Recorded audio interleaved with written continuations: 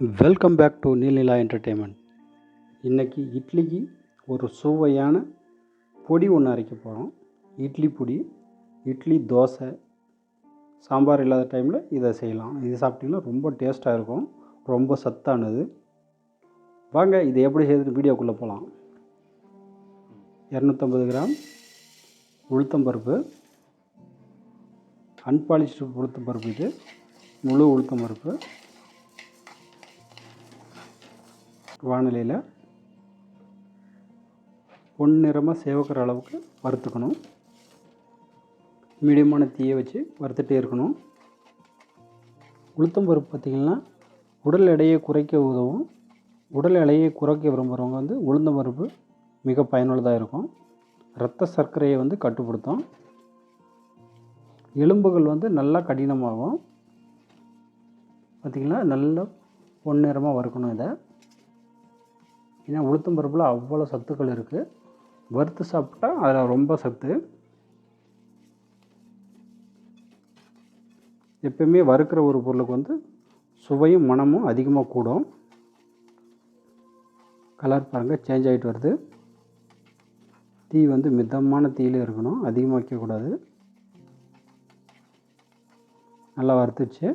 இதை தனியாக ஒரு மாற்றிக்கலாம். அடுத்தது துவரம்பருப்பு. அதில் பாதி, அது 250 கிராம் எடுத்தால் இது அதில் பாதி 120 கிராம் எடுத்துருக்கோம்.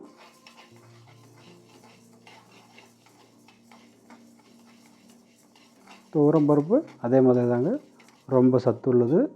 சாம்பாராகவே சாப்பிட்றதுக்கு பதிலாக இந்த மாதிரி சாம்பார் இல்லாத டைமில் இட்லி பொடி செஞ்சு சாப்பிட்டா ரொம்ப டேஸ்ட்டாக இருக்கும்.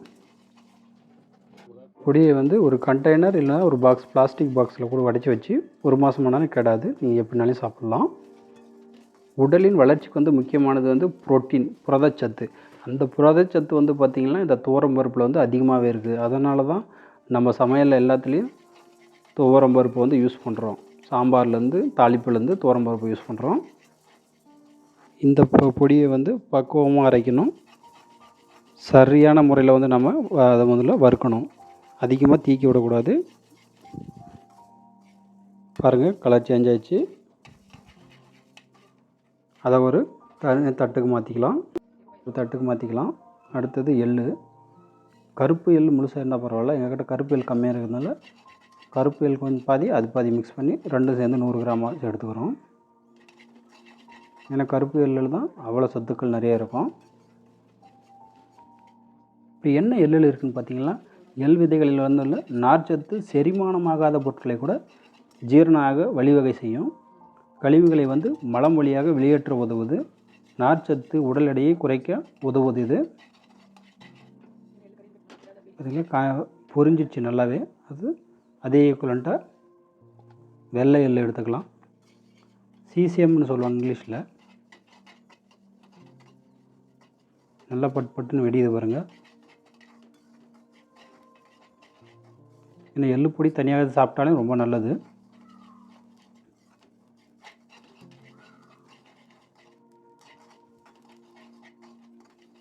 ஓரளவுக்கு கலர் சேஞ்ச் ஆகிட்டே வருது பாருங்கள். எள்ளில் பார்த்திங்கன்னா ஜிங்க், துத்தநாக சக்தி அதிகம். அதனால் தோலில் ஏற்படும் சொறி, சிரங்கு, படை போன்ற வியாதிகளை கூட விரைவில் நீக்கும் தன்மை எள்ளுக்கு உண்டு. மிதமான தீயிலே பக்குவமாக வறுக்கணும். நல்லா வறுத்துச்சு பாருங்கள், கலர் சேஞ்ச் ஆகிடுச்சு. மாற்றிக்கலாம். அடுத்தது ஒரு 12 காஞ்ச மிளகாய் சேர்த்துருக்கோம். காஞ்ச மிளகாயை தனியாக வறுத்தா அதனுடைய நெடி அடிக்கும். அதனால் உப்பு சேர்த்துக்கலாம். இதுக்கு தேவையான அளவு உப்பு இதிலே சேர்த்துருவோம். 1.5 ஸ்பூன் எடுத்துக்கிறோம். காரம் அதிகமாகாமல் பார்த்துக்கோங்க. உங்களுக்கு காரம் நல்லா ஹெவியாக வேணும், இன்னும் 2 மிளகாய் எக்ஸ்ட்ரா போட்டுக்கோங்க. நல்லா வறுக்கணும். இதுவும் வறுத்தால் தான் அந்த பச்சை வாசனை போகும்.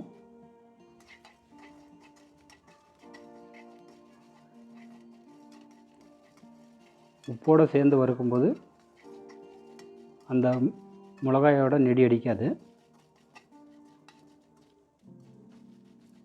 பாருங்கள், வறுக்க ஆரம்பிச்சிச்சு.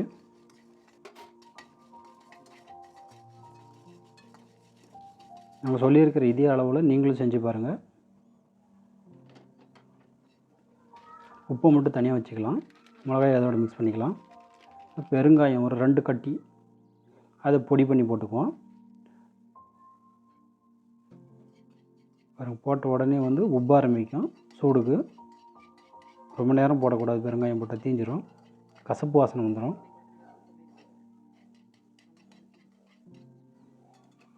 போட்டு ஒரு 2-3 செகண்டில் ஆஃப் பண்ணி எடுத்து சீரகம் 4 ஸ்பூன் சீரகம் போட்டுக்கோங்க.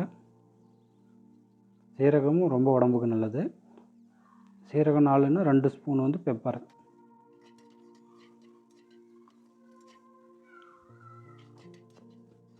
இது ரெண்டுமே ஸ்பைசி ஐட்டம்ஸு, காரமாக இருக்கும். சளி அந்த மாதிரி இருக்கிறவங்க இந்த மாதிரி இந்த பொடி சாப்பிடும்போது அது கூட கேட்கும். இப்போ ஃப்ரெஷ்ஷான கறிவேப்பிலை பச்சையாகவே இருக்குது, க்ளீன் பண்ணி போட்டுக்கலாம். ஒரு 2 கைப்பிடி அளவுக்கு.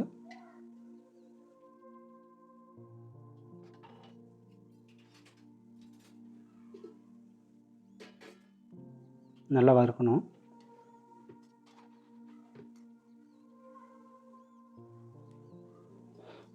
நல்லா வறுக்கும்போது கலர் சேஞ்ச் ஆகுது பாருங்கள்.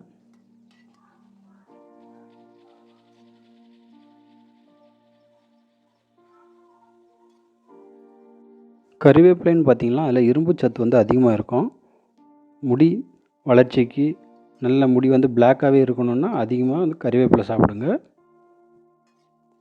ஸ்கூல் போகிற பசங்களுக்கெல்லாம் கறிவேப்பிலை கொடுக்குறது ரொம்ப நல்லது. அவங்க தூக்கி போட்டுருவாங்க. இந்த மாதிரி பொடியில் செஞ்சு சாப்பிடும்போது அவங்களுக்கு தெரியாது கறிவேப்பிலை இருக்கிறது. கறிவேப்பிலை வந்து ரத்த சோகை இருக்கிறவங்களுக்கும் ரொம்ப நல்லது. ஏன்னா இரும்பு கண்டென்ட் அதிகமாக இருக்கும் இதில். இதே மாதிரி நீங்களும் செஞ்சு பார்த்து எப்படி வந்துச்சுன்னு ஒரு கமெண்ட் பண்ணுங்கள். இந்த பொடி வந்து ரொம்ப சத்தானது, ரொம்ப சுவையானதும் கூட. காரம் அதிகமாக வேணால் இன்னும் 1 மிளகா 2 மிளகாய் எக்ஸ்ட்ரா போட்டுக்கோங்க. பாருங்கள், நல்லா இதை வறுத்துருச்சு. ஒரு சில இலைங்க வந்து பச்சையாகவே இருக்குது. 2 மினிட்ஸ் அடுப்பை ஆஃப் பண்ணிட்டு அந்த சூடுலேயே வறுக்கலாம், இல்லைன்னா தீஞ்சிரும்.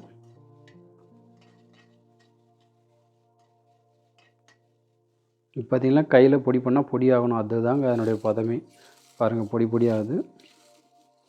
ஒரு 5 மினிட்ஸ் ஆற விட்ருவோம் எல்லாம் மிக்ஸ் பண்ணிவிட்டு. அதை ஒரு உப்பு வந்து இப்போ சேர்த்திக்குவோம். உப்பை சேர்த்து மிக்ஸ் பண்ணி விட்ருவோம். ஒரு ஜாருக்கு மாற்றிக்கலாம்.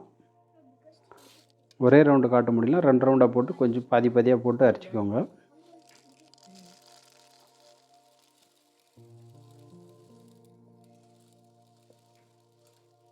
அரைக்கும் போதே வாசனை வரும்.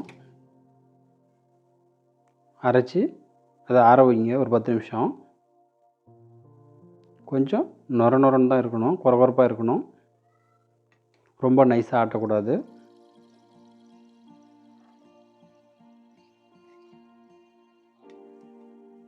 இந்த வீடியோ பிடிச்சிருந்தா லைக் பண்ணுங்கள், ஷேர் பண்ணுங்கள். புதுசாக பார்க்குறவங்க சப்ஸ்கிரைப் பண்ணுங்கள். அதை ஒரு பாட்டிலில் போட்டு வச்சு சாப்பிட்லாம். ரொம்ப சத்தானது, குழந்தைங்கள்லேருந்து பெரியவங்க எல்லாருமே சாப்பிட்லாம். இது இந்த மாதிரி பிளாஸ்டிக் ஸ்பூனில் போட்டு போட்டிங்கன்னா பிரச்சனை இருக்காது.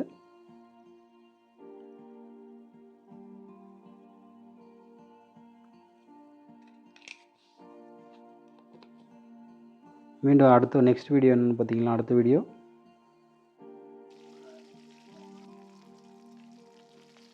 சுவையான காளான் குழம்பு தாங்க அடுத்த வீடியோவில் பார்க்க போகிறோம். இப்போ பொன்னான நேரத்தை செலவிட்டதுக்கு ரொம்ப நன்றி. மீண்டும் அடுத்த வீடியோவில் பார்ப்போம். Thank you, bye bye.